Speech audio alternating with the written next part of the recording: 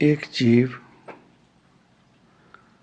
अपने भीतर के गुणों को जानते हुए, अपने भीतर के गुणों को विचारते हुए, फिर भी किसी और की प्रशंसा करता है, किसी और की उपमा करता है, जानते हुए कि उसमें क्या गुण हैं, वो जो उस रब के घर की कृपा है, जो सीखने से नहीं मिलती।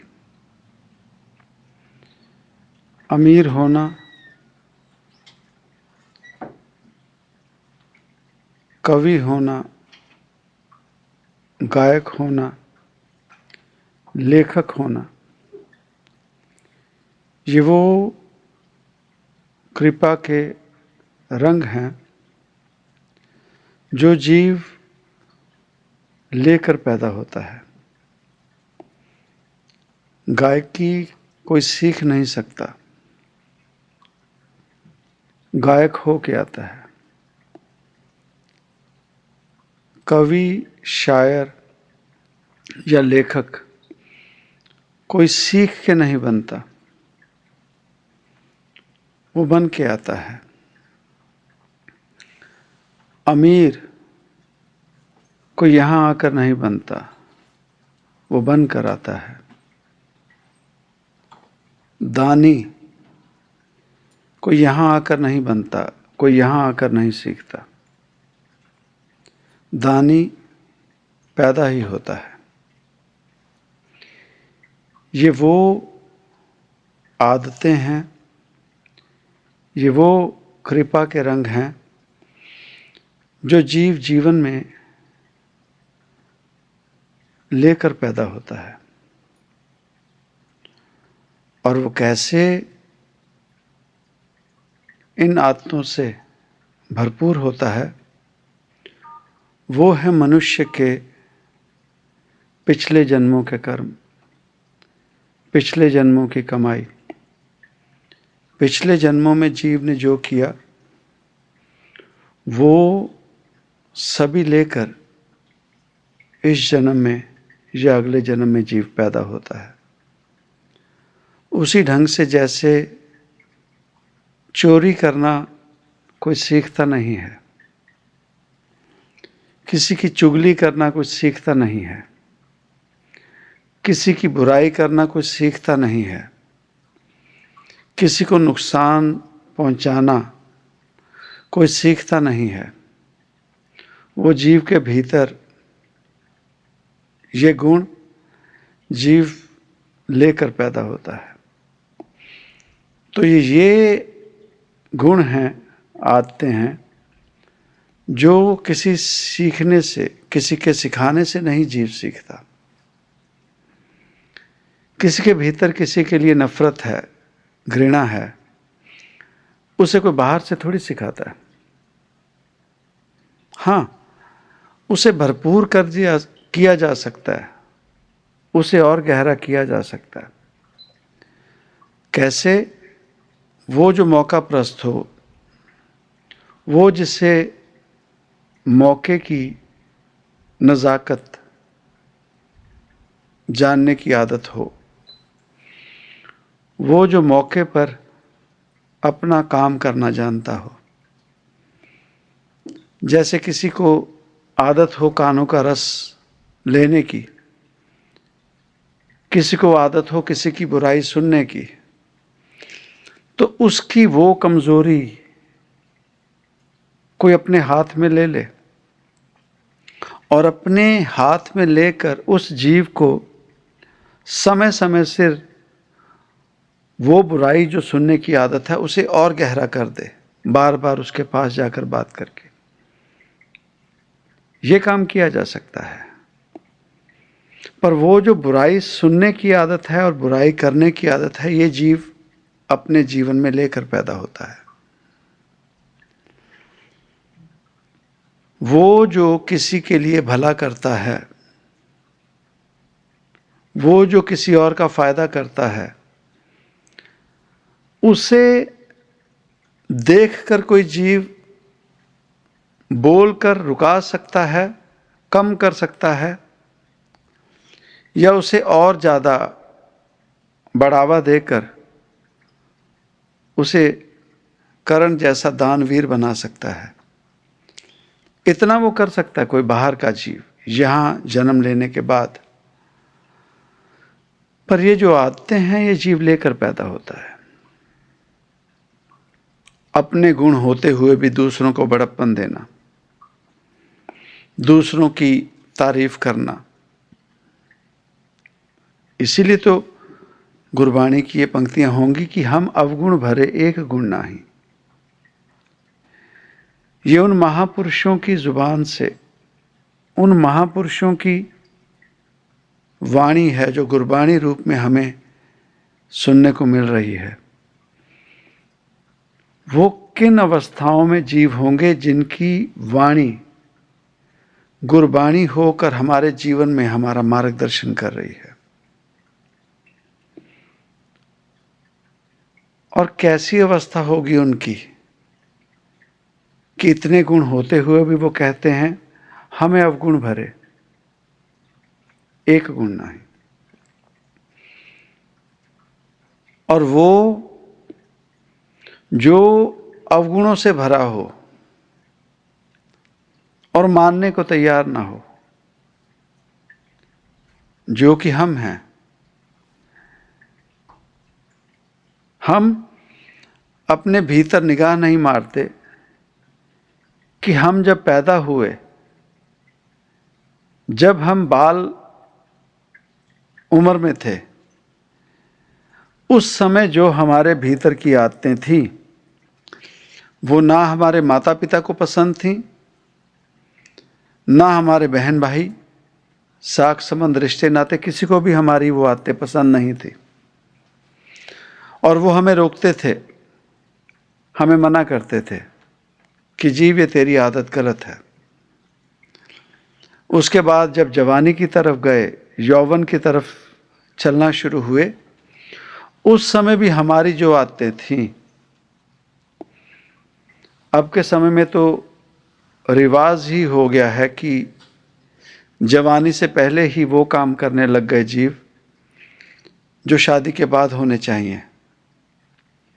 अब तो जवानी में पाँव भी नहीं पड़ता, बचपन में ही, बाल उम्र में ही।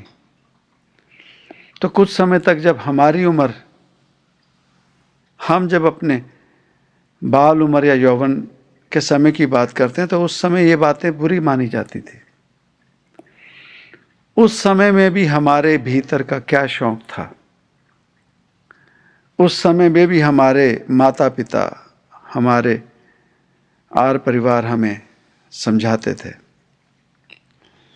ना हमने बाल उम्र में मानी बात, ना अपने जवानी यौवन में। और जैसे जैसे उम्र बढ़ती गई, वो जो हमारा नरक था या स्वर्ग था भीतर का, वो और गहरा हुआ, और गहरा हुआ, कम नहीं हुआ। अगर नफरत रही हमारे भीतर, तो वो जितनी नफरत की आदत हमारे बाल उम्र में या जवानी में थी, वो इस उम्र तक पहुंचते पहुंचते बड़ी है, कम नहीं हुई। तो कोटन में को एक होते हैं जो पैदाइशी अमीर होते हैं। अमीर वो जिसके पास पैसा ना भी हो, जमीन जायदाद ना भी हो, उसके बावजूद उसका हाथ ऐसे हो। कोई मदद मांगने आए तो जैसे तैसे उसका हाथ ऐसे हो। उसके भीतर दिल में एक वो आदत ना हो जिससे खिंचापन हो। खिंचापन नहीं। और वो जीव जो जीवन में पैसा कमा ले, उसे हम अमीर नहीं कह सकते, उसे हम ये कह सकते हैं कि ये पैसे वाला है। तो पैसा कमाने के बाद भी जीव का हाथ ऐसे ना हुआ और उसका हाथ पीछे ही रहा, ना कोई मांग ना ले, किसी की मदद ना करनी पड़ जाए, अपने करीबियों से। वो जो अमीर है वो अपने करीबियों से तो क्या, गैरों से भी दूरी नहीं करता। और वो जो भीतर से गरीब है, जिसने पैसा तो कमा लिया, वो गैरों से क्या, वो अपनों से भी दूरी कर लेता है। खास करके उन्हीं जीवों से जो उसके करीब हों। उस जीव को उन्हीं से भाव होने लगता है कि ये कुछ मांग ना ले, कचाहट भीतर से। तो ये फर्क है पैसे वाले और अमीर में। वो जो लालची है भीतर से, वो जो कोई भी वस्तु अपने देने से पहले 1000 बार सोचे, हिसाब किताब में पड़ा रहे, और वो जो किसी ने कुछ मांग लिया उसे देने के लिए दोबारा सोचे भी नहीं, वो है दानी। यह है फर्क लालची और दानी में। यह फर्क है लालची और दानी में। वो जो सिर्फ और सिर्फ अपना सोचे, सिर्फ और सिर्फ अपना, अपनी ही इज्जत, अपने आप इर्द गिर्द ही, अपना ही जीवन,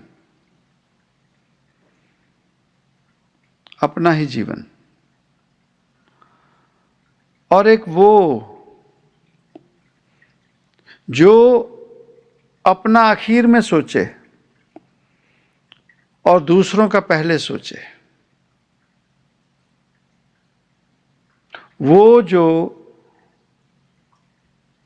अपने बारे में ही सोचे और अपने फायदे के लिए कुछ भी कर दे, कुछ भी कर दे, कहीं हद तक भी चला जाए, वो है लुटेरा।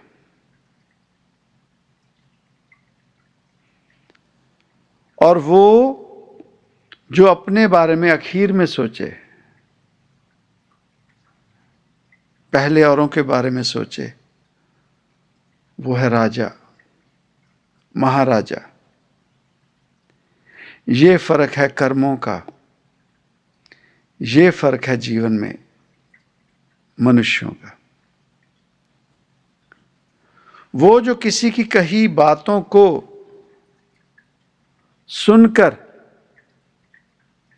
दूसरों को सुनाए, किसी की कविता, किसी की शिक्षा, किसी की लेखनी, वो जो किसी की चुराए या किसी की सुनकर दूसरों को सुनाए, उसे हम क्या कहेंगे? और एक वो जो अपनी लेखनी, अपनी कविता, अपने विचार दुनिया के समक्ष रखे, इन दोनों को हम क्या कहेंगे? अब जितने भी बातें की गई,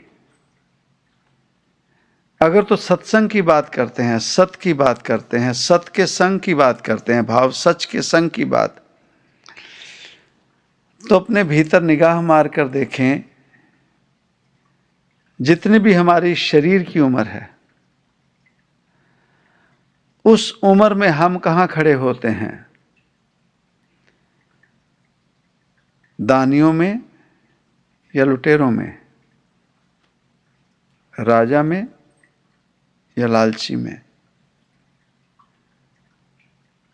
अपनी अवस्था हमें खुद देखनी पड़ेगी। और अगर अपनी अवस्था देख ली हमने, और अपनी अवस्था देखने के बाद हम कहें कि हमें कोई फर्क नहीं पड़ता, तो कोई फर्क नहीं पड़ता। पर हाँ, फर्क ये पड़ रहा है कि आज जो दुनियादारी में नर्क देख रहे हैं, ये नर्क हम और देखेंगे। कारण कि आज जिस अवस्था से हम अपना ये जीवन छोड़ेंगे, जिन आदतों से, जिन गहरी आदतों से अपने जीवन को छोड़ेंगे, इन्हीं आदतों से हमारा अगला जन्म हमें मिलेगा। कोई पति पत्नी को कहे, कोई पत्नी अपने पति को कहे, हम तो 7 जन्मों तक का रिश्ता निभाएंगे, हमारे तो और अगले 7 जन्म हों एक साथ, और इस जन्म में ही एक दूसरे से तौबा कर चुके हों,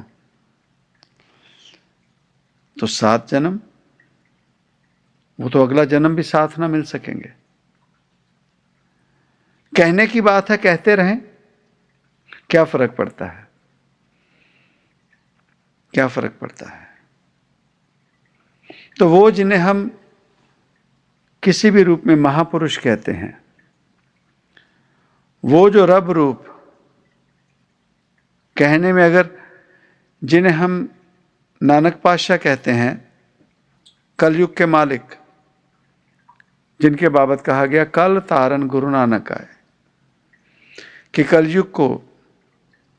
कलयुग का पार उतारा करने के लिए नानक पातशाह आए थे।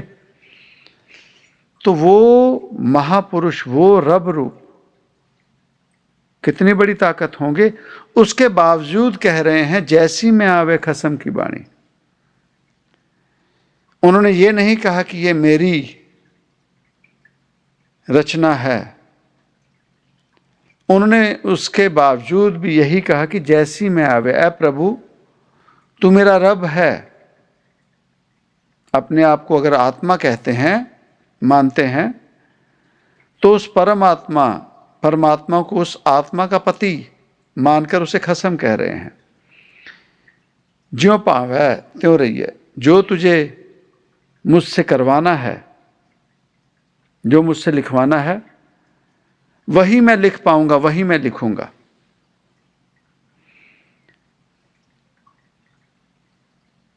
ये कैसे अवस्था मिली,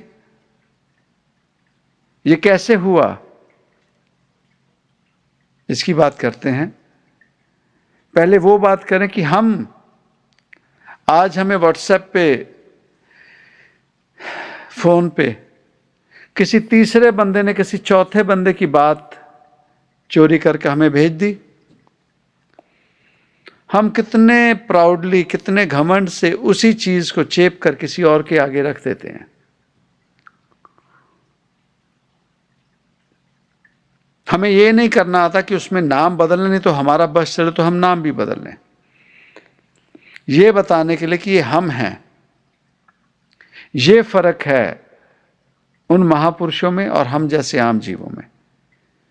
वो सब कुछ करते हुए भी कहते कि ना हम किया ना करेंगे, ना कर सके शरीर, हमने कुछ नहीं किया। और हम जैसे जीव कुछ भी ना करके यही कहते हैं कि सब हम कर रहे हैं। अब बात की गई कि वो नानक पातशाह, वो कलयुग के मालिक, वो महापुरुष जो सब कर सकते थे, करते थे, आगे भी कर रहे हैं, उन्होंने वो अवस्था कैसे प्राप्त की जैसे जिसमें कहा कि तू ही तू करवा रहा है, तू ही कर रहा है, मैं कुछ नहीं कर सकता। उसे कहा जाता है पहला मरण कबूल, जीवन की छड्यास। उन्होंने पहले अपने आप को मार दिया कि मैं कुछ हूं ही नहीं, उन्होंने अपने आप को मार दिया।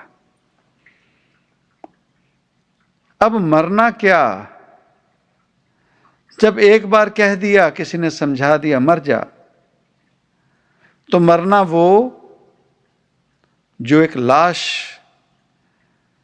उसे सर्द, गर्म, अग्नि, किसी वस्तु की कोई शरीर पर कोई फर्क ना पड़े। इतना होने के बाद भी जब मरना हो गया, हम सोच सकते हैं उस समय जब गुरु गोविंद सिंह महाराज जी ने अपने 5 सिंह तैयार किए, तो उन्होंने पहली बात क्या की कि मुझे अपना सर दे दो। तो वो जिसने अपना सर दे दिया, उसके बाद जब उसे अपने संग का आसन दे दिया उस महापुरुष ने, उसके बाद वो जीव उन्हीं को सिखाने समझाने लगे। वो जब कहें कि ऐसे कर दे तो वो आगे कहे नहीं, मैं ऐसे नहीं ऐसे करूंगा, तो मरना थोड़ी हुआ। उसे मरना कहेंगे? मरना तो है, ये है कि तू है ही नहीं, तू है ही नहीं, तू है ही नहीं। जब अष्टावक्र से ज्ञान लिया राजा जनक ने, तो बात इतनी हुई कि ये मन मुझे दे दे। अब ये मन तेरा नहीं है जीव, अब मन मेरा है। तो घोड़े पर बैठने लगे, तो उन्होंने कह दिया मुझे इस घोड़े पर नहीं बैठना। वहीं से राजा जनक घोड़े से नीचे उतर गए। कहते अब मन मेरा है, मेरा मन नहीं चाहता घोड़े पर बैठने को। इसे कहते हैं मरना। कौन सी अवस्था? राजा जनक और एक अष्टावक्र, एक साधारण सा जीव दुनियादारी में। पर उसके कहे पर एक राजा जनक जब घोड़े पर सवार नहीं हुआ, इसलिए अष्टावक्र भी महान और उनके सेवक राजा जनक भी महान, जिन्होंने दुनिया में बता दिया हम जैसे जीवों को कि महज कहने से हम मर गए, हमारा मन आपका हुआ, महज कहने से नहीं होता। तो वो क्या अवस्था थी जो नानक पातशाह ने उन्होंने धारण की, और हम जैसे संपूर्ण दुनिया में उन्होंने एक ग्रंथ दे दिया जिसे हम गुरु ग्रंथ साहिब कहते हैं। उसके बावजूद वो अपने आप को मानते हैं कि वो कुछ नहीं है। उसके बावजूद तो हम जैसे जीव अपनी अवस्था देखें कि जीवन में कैसी आदत हमने बना ली। इसी नर्क को और ज्यादा घना नर्क करने के लिए अग्रसर हुए पड़े हैं। ना किसी बड़े या छोटे की हम इज्जत की पड़ी है। जीवन लेकर चले हैं, कैसा जीवन हमने अपना सुखमय कर लिया। और जीवन में याद रखें, कोई भी रिश्ता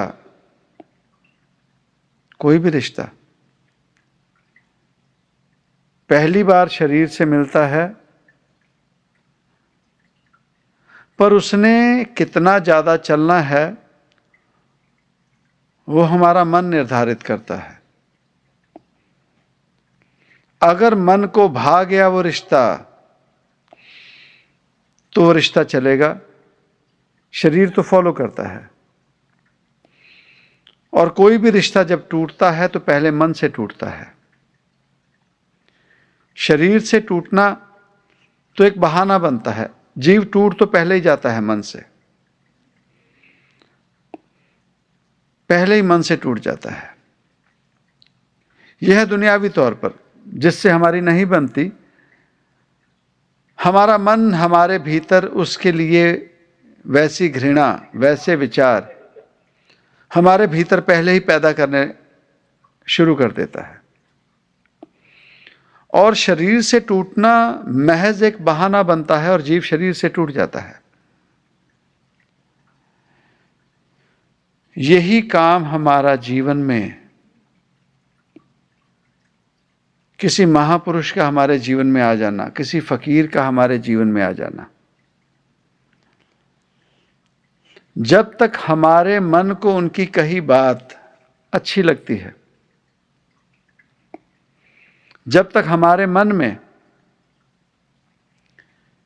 जो भी वो कहते हैं, हमारे भीतर अगर सच की मेहनत होती है, वो पुराने अवगुणों को छोड़ने की इतनी हिम्मत करते हैं कि किसी फकीर ने कुछ कहा है, उसमें कोई सबक है, हमने अब जीवन में ये करना है। जब जीव ये बात लेकर चलता है तो उसका मन उस फकीर से लगने लगता है। पर एक समय पाने के बाद अपनी ही आदतों से जब जीव हार जाता है, उसे जिस बात की लत लगी है, चाहे वो आलस्य है, चाहे वो घृणा है, चाहे वो डिप्रेशन का रूप है, चाहे बुरे विचार आने हैं, चाहे अपना जीवन नर्क बनाकर जीने की आदत है, तो पहले पहले जीव जब जुड़ता है तो अच्छा लगता है, कोशिश करता है, मेहनत करता है। तो जब मेहनत करता है तो बदलाव जीवन में दिखता है। कारण साध का कहा सहज सुभाए, साध का कहा बिरथा न जाए। वो साधु, कोई फकीर, उसने अगर सहज सुभाए भी बात कह दी तो वो पूरी हो जाती है। पर दुविधा, दिक्कत कब होती है? जब कुछ समय के बाद वो जो हमारे अवगुण, वो जो हमारे मूल रोग हैं, वो जब हमारे जीवन में हमारे ऊपर फिर दोबारा जिसकी आदत पड़ी है, हम वही करने लगते हैं, तो हौले हौले धीरे धीरे हमारी उस फकीर से भी मन से दूरी होने लगती है। मन से हम टूटना शुरू हो जाते हैं और उस फकीर को पता लग जाता है कि अब ये रिश्ता कितना और लंबा चलेगा। तो वो कोशिश करता है जीव को समझाने की। तो मन से अगर जो जीव टूट चुका है, वो अपना मन अगर अभी भी नहीं पीछे करता, या अपना मन अगर किसी फकीर से बात की तो उसे नहीं अगर बेच देता, उसे अगर समर्पण नहीं कर देता, तो मन से टूटना ही टूटना है। शरीर से तो बहाना लगता है, मिलते नहीं बहाना लगा देगा जीव, अरे टाइम नहीं मिलता, बिजी हो जाते हैं, ऐसा, वो तो बहाने हैं शरीर से। पर जीव मन से टूट जाता है, मन से टूटने लगता है। तो फर्क क्या पड़ा फकीर को? फकीर ने क्या हमसे पैसे ले लिए? फकीर ने हमसे जीवन से कोई ज्ञान ले लिया? या इन बहानों से, मन के टूटने से हमारे जीवन में एक साथ फकीर का टूट गया, उस फकीर से हमारा रिश्ता छूट गया, और फिर दोबारा वही मन के विकार, वही मन का खेल हम जैसे जीवों पर हावी होने लगता है। हावी होने लगता है। जीवन में निगाह मारें, सत्संग क्यों हमें अच्छा नहीं लगता? कारण कि सच सुने कौन? और अब सच सुनना नहीं चाहता, इसीलिए कोई सच बोलना नहीं चाहता। इसीलिए कोई सच बोलना नहीं चाहता। सच बोलने में इतनी दुविधा, तो झूठ बिक रहा है, झूठ बिकता रहे। पर कोई तो कारण होगा जिन्हें हम आदि दुनिया के मालिक,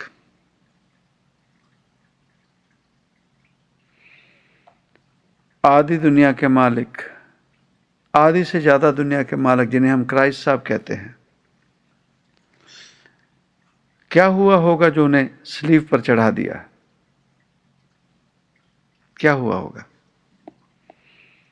आदि दुनिया के मालिक, जिन्हें हम मोहम्मद साहब कहते हैं, क्या हुआ होगा जो उनके अखीरले दम तक उनके जीने का हमने क्या हाल किया? क्या हुआ होगा? सच ये है कि सच बोलने वाले बहुत कम मिलते हैं। सच बोलने वाले बहुत कम मिलते हैं।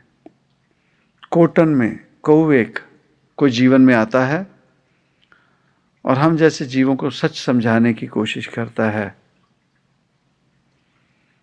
कहाँ से हजारों साल पहले कहा जाता है, सृष्टि बनाई जब, तो सप्तऋषि आए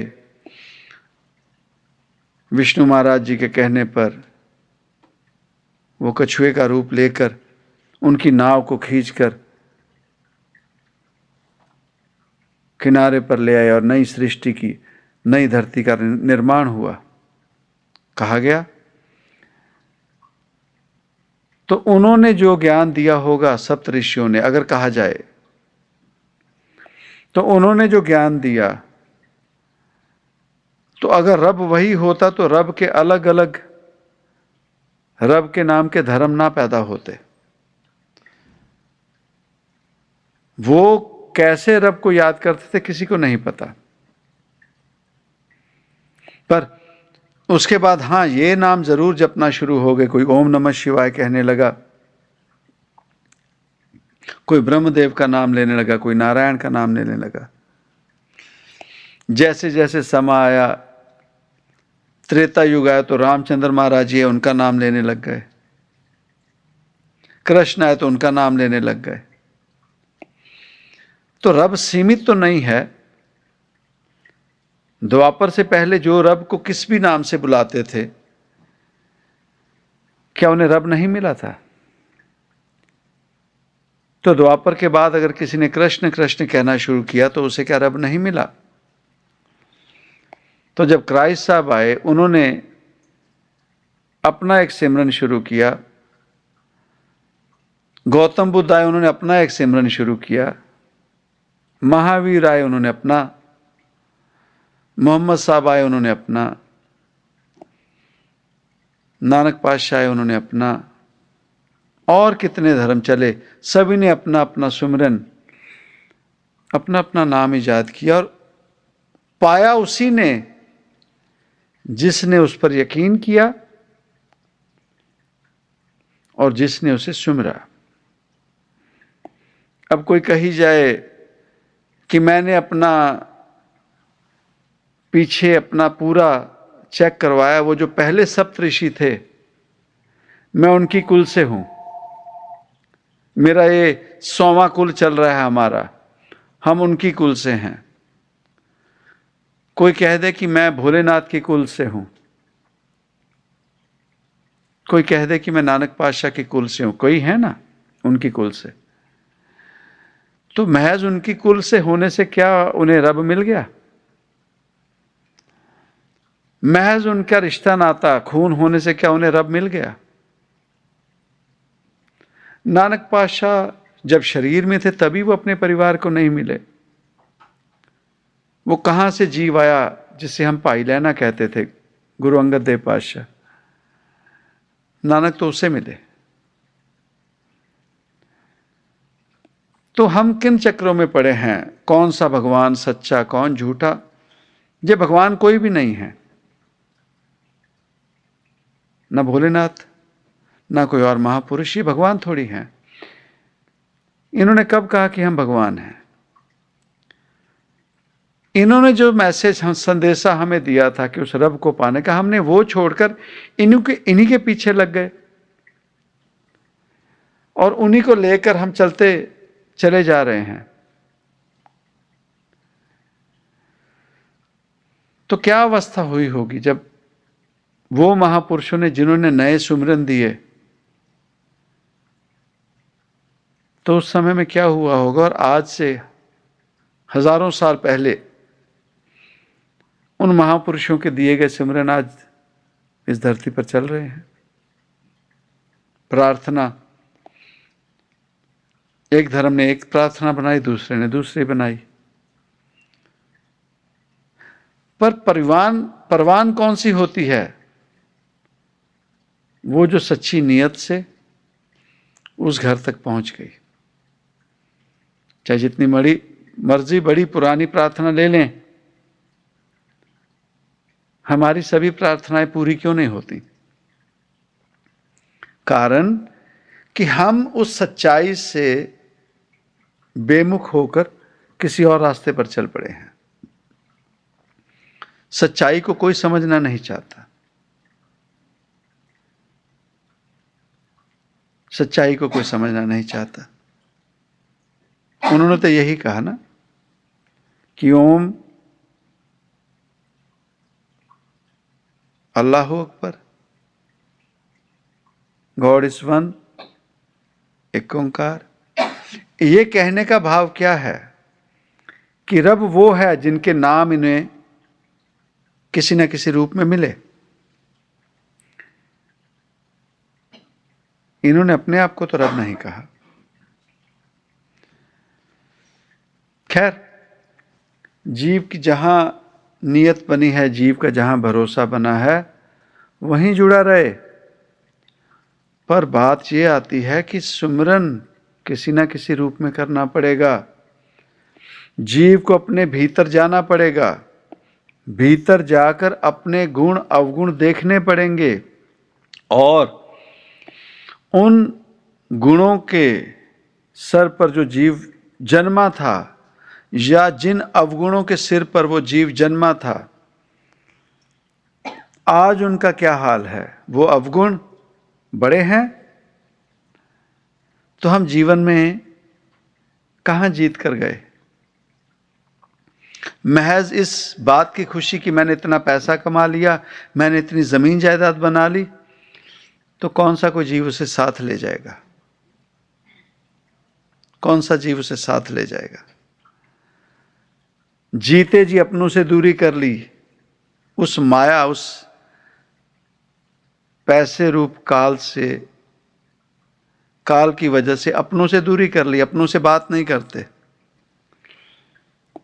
सिर्फ एक दिमाग में पागलपन कि मेरे पास इतना पैसा है, मेरे पास इतनी जमीन जायदाद है, पर लेकर कोई नहीं जाएगा। बात तो सच में इतनी है कि 2 वक्त की जीव को रोटी मिल जाए सुकून में, वो 4 दीवारी मिले जहां जाकर जीव सुकून से रह सके, वो बिस्तर मिले जहां सुकून से वो जीव सो सके, वो इर्द गिर्द वो जीव मिले जिनसे वो सुकून से बात कर सके, मिल सके। जीवन में और क्या चाहिए? पर अपने जीवन में निगाह मारे, हमारे जीवन से यही सब छूट चुका है और एक नर्क की तरफ बढ़े जा रहे हैं, और वो नर्क पता नहीं कहाँ जाकर समाप्त होगा, कहाँ जाकर उस नर्क का अंत होगा, कोई नहीं जानता। पर हम अगर अपने जीवन में निगाह मारकर देखें, ये शरीर सरोवर है भाई, ये शरीर ही हमारा सरोवर है, वो अमृत कुंड है। स्नान करो, इसी में भीतर जाकर अगर स्नान करने लगेंगे, भाव अपने गुण अवगुणों को भीतर जाकर अगर देखने लगेंगे, तो भीतर से ही हमारे जीवन में वो तीर्थ स्थान पर जाकर जो हमें फल मिलता है, वो फल हमें घर बैठे ही इस शरीर के भीतर जाते ही हमें उन चीज़ों की प्राप्ति हो जाएगी। सो जीवन हमारा है, निगाह हमें मारनी पड़ेगी।